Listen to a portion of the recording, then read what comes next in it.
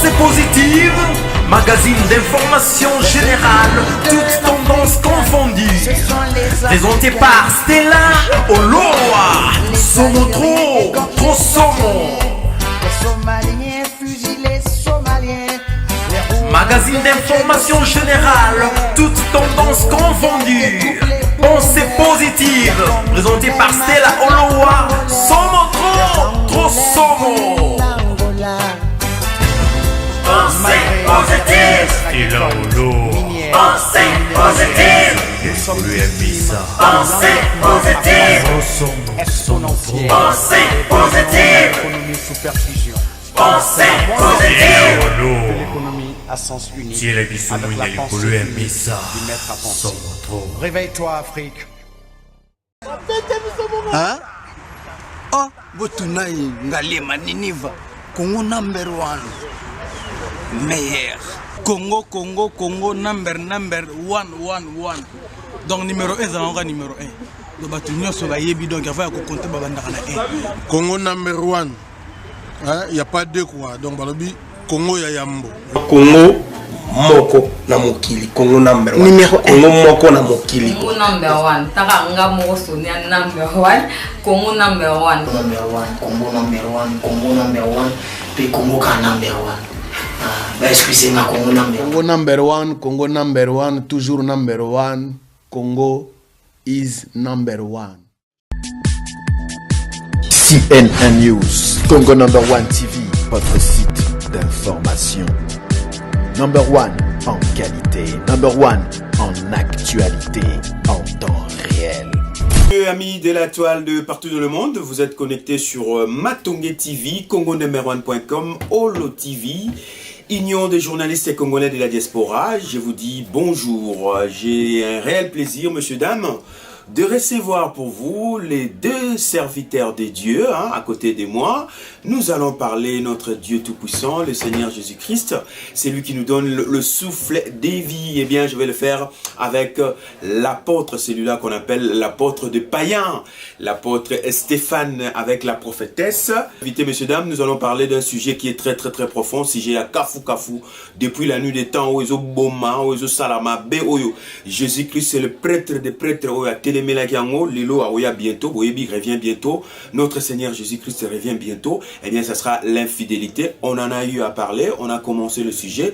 Toujours continuons, Lilo, tout est dans la participation. Il y a prophétesse Odette, dans l'apôtre des païens, l'apôtre Stéphane. Bonjour, apôtre Stéphane. Bonjour, frère Plaisir. Bonjour. Plaisir, Lelo. Tuyambayo, na plateau na biso, na Congo, na Matonge TV. Maman Odette également, prophétesse. Plaisir à toi. Wana baba na kaemba bana côté wana bae lelo awa na studio na biso ya Matonge TV to solola sur l'infidélité oyozo boma mokili et bientôt Jésus-Christ revient. En tout cas marambo wana awoya remettre un terme pendant na mambo infidélité. Ndenge zali wana nakati ya ba couple infidélité, ndenge zali wana nakati ya ba amitié, nakati ya ba misala ebele mais biso eza plus infidélité nakati ya ba couple. Apôtre des païens poto bandana yo bande ko ba à travers la planète, ba d'abord qui est l'apôtre des païens et pourquoi ba bengaka yo apôtre des païens? Bon, on va répondre bref. Apôtre des païens, c'est par une révélation. Donc, c'est biblique. Révélation est en Romains 11 à partir à 13e verset. Nazwa qui révélation en 2007 Nzambe ayebisaki ngai na benyo lokola apôtre Paul. Yango natali na Romains 11 à partir à 13e verset. Apôtre Paul adoba je suis apôtre païen et je me glorifie de mon ministère. On a fier et Robengama apôtre des païens. Donc on a sur les traces apôtre Paul. Amen. Voilà. Alors nous litonga nabino église nabino bâtiment évidemment eza wapi ou s'organisera ndenge nini ba programme eza ndenge nini? Bon biso église na biso fandi na toti na Hollande tozana ke voler na Hollande na mboka best. L'église, la vision de Dieu. Donc, parce que ce n'est pas une vision, nous avons une vision, une émission, vous allez boyer, la vision de Dieu, chaque dimanche na best. Voilà. À partir de 12h jusqu'à 14h. Très bien, à part les visions de Dieu. Donc, vision de Dieu. Vision de Dieu. Maman Odette, nous prophétesse Odette. Ça se passe comment, apôtre a expliqué à partir de 12h, tous les mercredis, tous les dimanches. Tous les dimanches, à partir de 10h. Organisation 12h à 14h, tous les dimanches, na best. Alors, organisation, c'est Maman Odette. Bon, organisation, c'est la prière Nabiso à partir il y a 12h, si 14h, tout ici. Mais à part ça, tout as par mois, tout organise à moi, veiller Nabiso. Donc, au coup, tu as un bandeko pour la veiller. Et puis, tout as Karasus na Kati. Na programme où il y a ba maman autobenga ka ba femme soumise. Bon pour le moment tozaki na moi stand by mais ningeza na tozo bongisa ba programme na biso na kanisi si to comme en tout cas pendant na fin de l'année na kanisi to relancer ba appel et puis to sala ba fiche pour na ko sala campagne moko d'évangélisation pour to communication nzambe et le monde ba femme soumise. Voilà les femmes soumises comme dit les Écritures hein, femmes soyez soumises. Mais la soumission est l'obité que boumbu hein. Soumission est l'obité boumbu. Voilà pour pas que comprendre bah comprendre mal quoi. Soumission da boumbu té et ça ce qui femme a soumise que papa a mon esclave. Eza esclavagisme soumission eza lo como eza ki na kati ya soumission to zomona pe boto si obéissance na ba papa na biso et puis na nzambe pe. C'est un grand pouvoir messieurs madame hein nzamba pesabino la soumission franchement eza bukondi munene nzamba pesabino so utilisant pendant ndenge zalaka ndenge bible to loba au mona pendant ne makambo ko tambola côté on a la gloire de Dieu en fait va se manifester dans sa couple. Amen. Voilà, sujet na biso akafuka fozali l'infidélité, participation il y a deux serviteurs de Dieu, to banana nous na apôtre des païens, apôtre Stéphane, yebsabso na nous pona yo comment oser définir l'infidélité dans ta couple par rapport à Dieu évidemment. Bon, on a regroupé ça des avis avec le bosso, bon, pour définir d'abord selon les dictionnaires, fidélité, ezali muto aza fidèle. Fidélité c'est quelqu'un qui est fidèle. Bon, fidèle, infidèle, aza mutu oyo aza ko remplir ba engagement naï. Ndenge dictionnaire zotal sabiso. L'état c'est que non on doit remplir ba engagement naï, mutu aza loyal, mutu aza constant, mutu aza attaché à. Donc selon dictionnaire. Bon, selon Nzambe biso toza ba fidèle l'église. Ba benga so ba fidèle non?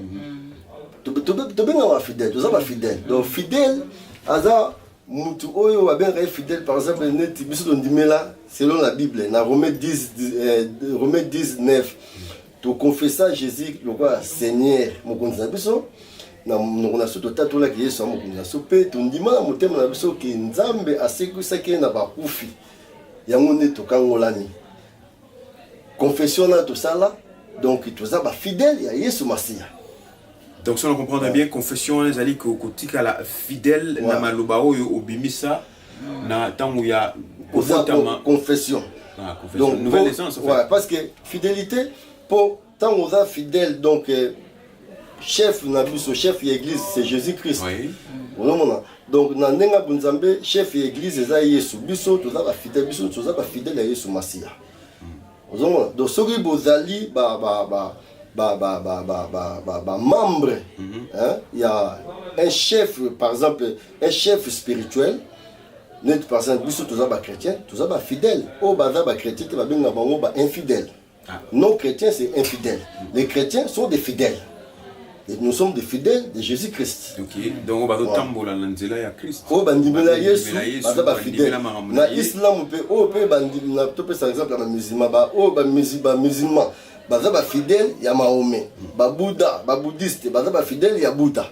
Bon, surtout kepe ba rose croix, ba baza ba membre ba rose croix, baza ba fidèle ya rose croix. Donc c'est ça. Mais voilà. Fidèle oza mutu asali pacte, asali alliance oyo, aza ko remplir ba engagement na ye oyo azui. Et pas il y a religion moko to ya croyance moko boy ya on va bien ba fidèle. Très bien, donc voilà, c'est très bien dit. En tout cas côté Wana Boulandi définition le 2, il y a apôtre des païens, l'apôtre Stéphane, alors côté Wana. Alors tu y sur na cadre ba couple. Amen. lelo tozomona makambo ndenge ezotambola potopoto pende koti mwa mingi prophétesse Odette pardon mwasi na kata couple be mobali na kata couple akei libanda kobima na mwasi songolo mobali mwasi pake bima na mibali songolo mais lelo tomonaki na émission bako kaka na kata sujet ya infidélité eza na mama moko na sud na biso mboka kuna na frontière pena kota Tanzanie azo la système que tango bimi libanda boke ça la relation sexuelle libanda et que bokangami bo s'accouplé bokangami alors conséquence nango lelo to moni mama wana zo sala ngo balobi ya nzambe zo umela ya nzambe zo attend mais côté wana mama wana sali des adi tikotak obimika na mwasa batu bokangami so mobali na sala système bokangami mobali po bimi libanda na mwasa batu bokangami ya eza di tikotak alors na bana na mama Odette yebisa biso na no prophétesse est-ce que idéologie bien système ya mama wana est-ce que aussi ça infidélité na kata ba couple? Bon, en tout cas, pour Nanga, je ne pense pas. Dans le sens, il y a des volets. Dans le cet exemple, mon corps. Au moni, tango biso tozo kola. Tango na pese exemple, il y a maman na biso na kala. Maman biso bazaki basimoko bazaki na soumission. Et puis bazaki trop fidèle na mabala na bango. Et zaki na ba système mutunyo so ayebe onke ba papa na biso mingi na bata ya kala bazaki batumo bazaki na polygame. Omona atiki mama na ndaku akendaka na basi mususu basi belé et puis soko lande na simona ke ba papa le musu après liwa bokuta ke ba papa babota bana musu pembeni ba mususu mama azali mais ba papa babota bakendaka et pas basi mususu mais na bana ko remarquer eloko moko na opé exemple moko surtout pour na ngamoko mama azaki na système azaki mwasi moko ya kimia ceux qui papa l'aime a outa qui libanda aye akuchai à l'aise mais aye binaye que papa na libanda azana ba mobulu na ye mais abana ko ça un problème te que comme l'aime soit divorce dans les temps donc ba maman bazaki na système moko ya soumission moko obéissance moko papa et puis bazaki na système ya fidélité a kozela ka mobile neti mobile na ye akoya na ndako bon lelo oyo eza ndenge mususu lelo oyo tokomi komona ba mama bakomi ke papa ati libaye pati libaya donc papa bimi libanda azu mwasi mususu ye pas une mobile mususu oso comprendre siko ba conséquence wana mingi ezo pesa sikoyo ba retour na ngo ezo na bana d'accord à partir à ba divorce mais pour la ngai siko système wana pour la ngai tona zo mona système ngo lokola un peu diabolique na sens ni bon mama abimi libanda papa a salele système wana bake bakangami siko po balongola bango ezelo moko fo ba benga mama wana exact mama na aya ko sala bikila kila po batu baka siko so bake par exemple bakangami aki benga mama na akufi c'est ça c'est quoi le problème voilà ce qui c'est comme maman na akufi bien système na ba memi ngo na poto awa maman na ça qu'on Afrique et ça déjà na poto et ça ce qu'on a poto et ça déjà na poto c'est le gars très dangereux na former pe ba nego ba lingi système ba benga na numéro za wana to solo là mais c'est comme muta ko kufa oui ba maman d'Afrique ya bena ba kufa c'est ça parce que muta ko parce que boza coincé moi bo ça la autre mais exact bon les ngeni bon c'est soulager ngeni comment est-ce que conséquence quelque part il y a les Cambouana il y a infidélité mais pour nanga en tout cas ezaka eloko moko ya omoni couple eza eloko moko tant tozo komi benga couple eza batumi bali mutu moko auti éducation na epai na bango mutu musu auti éducation na epai na bango mais balobi na surtout c'est complété yango na bible zotel c'est so mobali akotika baboti na ye akolonga na toi familial na ye akoya ko s'attacher na moi c'est puis bango mbale bakoma nini mutu moko alors na tant que boza mutu moko et singeli boza na transparence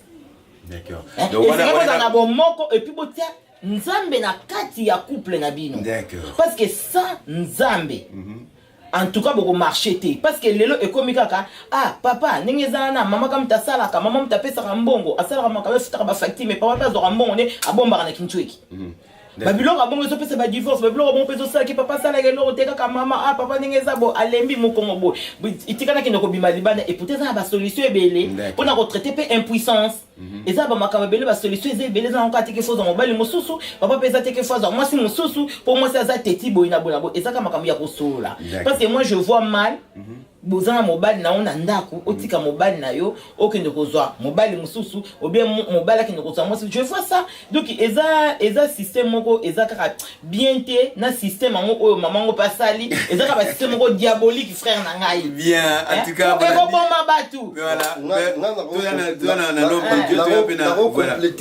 On a versé biblique. Oui. Parce que biso za ba dans nzambe ya ngomo na pambola nzambe l'inspiration o ya temos ya fidélité. Parce que eza eloko moko ezali donc na nzambe selon nzambe point ya liboso tali le premier commandement na Exode 20 alobi ke boko gumba mena ba nzambe mosusu te po ete ngai nzambe na nzambe moko jaloux. Donc cela veut dire la senga biso fidélité. Et puis Bible dit que Jésus azalaki fidèle. Azalaki fidèle na muto na nzambe. Yango nzambe apesaki gloire. Donc ce tali mo fidélité na Bible dans l'Ancien Testament et le Nouveau Testament etangama beaucoup de fois. Beaucoup de fois. Donc Bible dit que Moïse azalaki fidèle, c'est pourquoi il a vu la gloire de Dieu. Vous voyez une représentation de Dieu. Il était fidèle dans la maison de Dieu. Mais Jésus sikoyo azalaki fidèle comme fils. Moïse azalaki fidèle comme serviteur. C'est pourquoi la gloire de Jésus était supérieure que celle de Moïse. Donc, au monde la fidélité eza eloko moko ya mutuya. Ceux qui ba mangomba na biso, tous les autres ba échec, ba serviteur ba autres échec, ba couple ba échec, na politique d'autres ba échec, na ba dimension na ba vie d'autres ba échec, eza suite ya fidélité. Voilà. Alors, on va ça par rapport à que n'a fait sa verset biblique. On a pratique. On a pratique. Bible dans 1 Corinthiens 2, selon Bisso parce que tout ça dans Nzambe parce que ça enseignement, bateau bado landa, bazo quelque chose pour et enseigner bango. Alors Bible tel si Bisso va dire que oh nous dans 1 Corinthiens 2 à partir il y a 12e verset. Bible dit que or nous n'avons pas reçu l'esprit du monde, mais l'esprit qui vient de Dieu, afin que nous connaissions les choses que Dieu nous a données par sa grâce. Et nous en parlons, non avec les discours qu'enseigne la sagesse humaine, mais avec ce qu'enseigne le Saint-Esprit, appelant un langage spirituel. Donc, biso tozoloba, selon na molimo o nzambe, apesi biso po tozwa molimo na nzambe. Faut enseigner sagesse humaine, mais sagesse ou en Zambie. Ou bah pratique bah sagesse humaine. Alors biso toza contraire, biso toza pour les choses spirituelles parce que ceux qui moi si nangai ou bien mobile nanga de connaître le quoi dans Zambie na bonne de l'Éternel. La Bible dit invoque-moi, je te répondrai, je te révèle de grandes choses, des choses cachées que tu ne connais pas. Donc na molimo rotal sangai que moi si nanga zo de connaître, donc mobile nanga zo de connaître. Donc inutile na que zo ba biloko wana. Ah d'accord. Molimo na nzambe, molimo musantu akolakisanga ba mystère, ba makambo, ba révélation oyo bombama.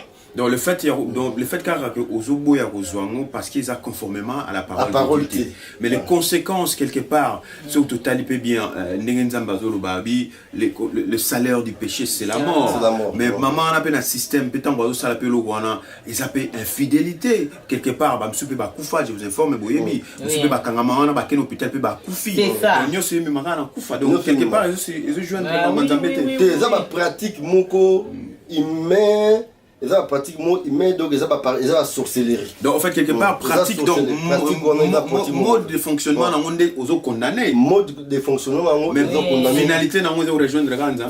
Et puis aussi ça peut social on peut aussi ça peut infidélité. Mutu sera kangami local là esprit za katene lobby akenosa sur quelque part. Parce que na mona ngo na Kishasa to mona on a babilili ke non batu bakangami tango tosokola batu bakangami neni ba pesi explication nango ke basala rakismo bo mais batu babangaka mais batika kate ozomona eza esprit oyo yina kati ya mutu ezosenga mutu ke fa déconner abimali bana me mutu oyo akangami na kati ya nzambe oyo sosili loba na nzambe ozobanga nzambe sotana na robanga nzambe azala fidèle soki likambo ezali vome atiango na mesa basolola et puis ba memango na losambo. C'est ça.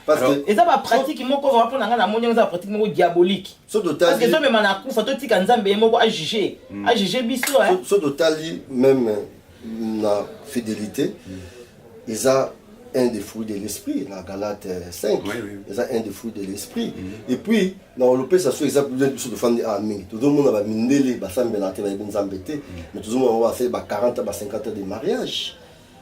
Vous comprenez? Mais voilà, c'est autre chose. Voilà, donc, 50 ans, 40 ans de mariage, mais fidèle, parce qu'il peut-être va participer à Bimaralibanda, on ne sait pas confirmer. Non, il y a quelques couples qui sont fidèles,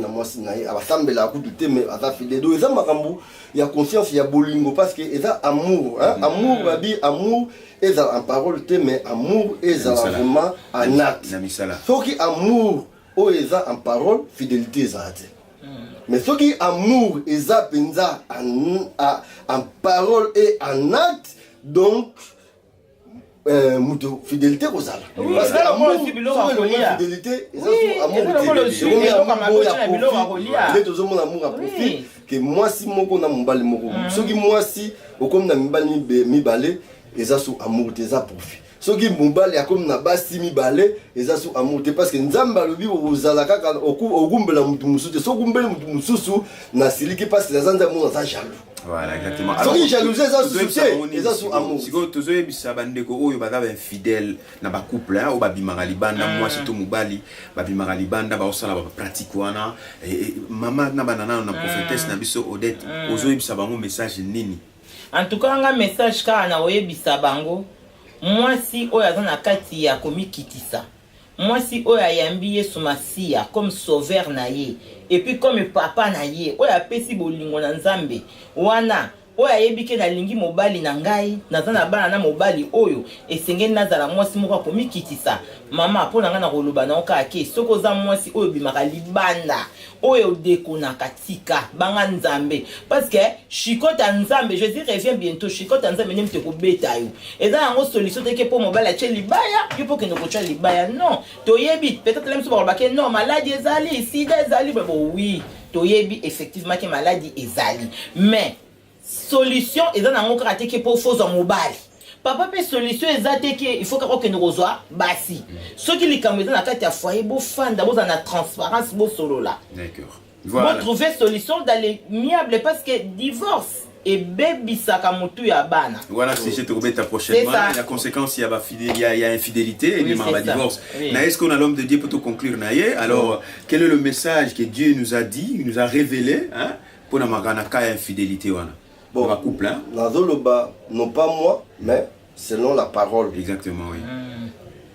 La parole est telle, c'est son Apocalypse 2, à partir du 10e verset, dans l'église et à Smyrne. Ne crains pas ce que tu vas souffrir.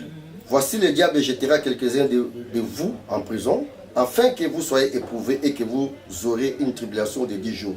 Sois fidèle jusqu'à la mort, et je te donnerai la couronne de vie. Que celui qui a des oreilles entende ce que l'Esprit dit aux églises. Celui qui vaincra n'aura pas à souffrir la seconde mort. Le Mounizamba a sali à l'Obélibuso à partir il y a un message où deux promesses à Pessibiso des promesses à souffrir seconde mort et puis à repasser couronne y a vie.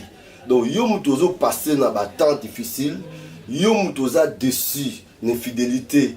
Papa akezo mobali mususu papa akezo mwasi mususu mama akezo mobali mususu bobandaki na pasi azaki ne lokote tanga comme na bozu a charger comme na basi belé yo mutu oza ko souffrir na baka ebele baka différent ozo na so place ozali mais Nzambe alobeli azolobela biso Nzambe alobeli yo mutu ozo na biso alobeli yo ki zala patient zala la patience ce qu'on surmonté des preuves aux a passé en haut, ce qui ont persévéré aux a couronne y a vie et puis aux passé aux souffrir dans seconde mort.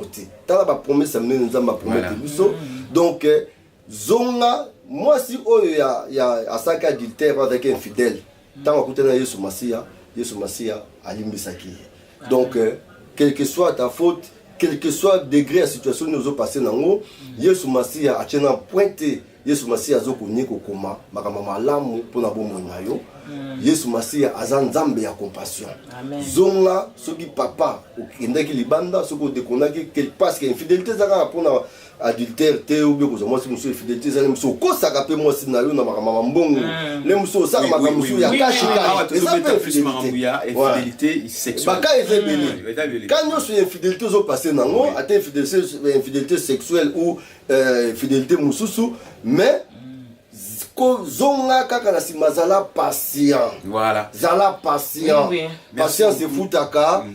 Nzambe apesi yo promesse que oza couronne ya vie pe oko souffrir te seconde mort oeza oya na tribunal ya grand trône blanc. Apocalypse 20. Merci beaucoup, merci beaucoup, prophétesse Odette, merci beaucoup, apôtre des païens, l'apôtre Stéphane des païens, et lui s'identifie dans le cadre de la lignée apôtre Paul. Merci à vous tous, mesdames, messieurs, vous avez temps et au talabiso, Jésus-Christ a dit bien, le bagina andego moi si wana wa salagi, ba yelié, ba pharisien, ba yelié, ba bitala moi surtout kangaki Moïse a ébsé photo lapidé, photo bouma. Jésus a ébsé bango a tomba na ko komana ye a occupé bango ta ébsé bango rage non. Na bino nyonso bozali aona sali sumute azwali banga abomaye abambaye. Bango nyonso batamboli bakimi batikiye. Tanga telemisi mutu atali sumwa si wana ébsé oh yo kete. Ah, moni mutu mo tabomio, mutu mo tabamio libanga. Alors va et ne pêche plus. C'est ça. Voilà ce que le Christ nous a dit. Vraiment. Va mais ne pêche plus. Donc la repentance c'est très important. De gonanga yo bungi yo kwei yo salimbeba. Jésus a dit million de mots aller albi va ne pêche plus. Amen. Moi non plus, je te condamne pas, mais va ne pêche plus. Voilà, c'est sur ce on va mettre un terme à cet entretien avec les deux serviteurs de Dieu. Bah qui a un studio nabiso, il y a Matonge TV pour participer pour apporter pierre na édification, il y a sujet wana infidélité ou ils battre vraiment plein l'élo na mon kilo yo. Nous savons tous que c'est seul le Christ mutaroya aussi ça infidélité wana na mokili, mais il y a quand même des pratiques ndenge bolandi wana mama wana zo sala, bolandi pe extrait wana, mais bah pour basal na nzambe balobi pratique wana et bienté le salaire du péché c'est la mort. Merci et on se retrouve prochainement toujours dans les cadres de vous servir. En attendant, prenez bien soin de vous et surtout restez fidèles. Bye.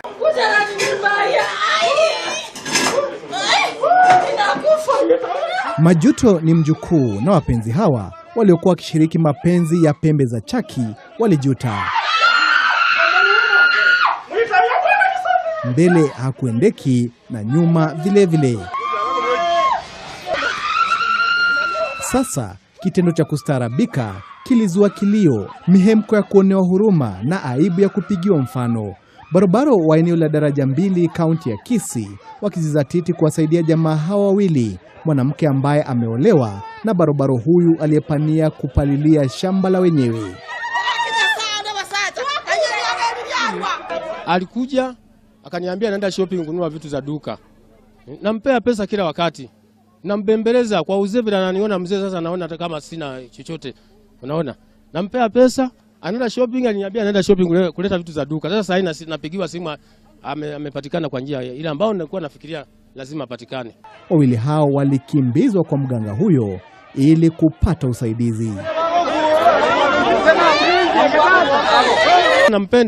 Nampenda sana. Nataka aokolewe, lakini mzee mwenyewe ndio nataka akuwe na punishment yenye atapewa.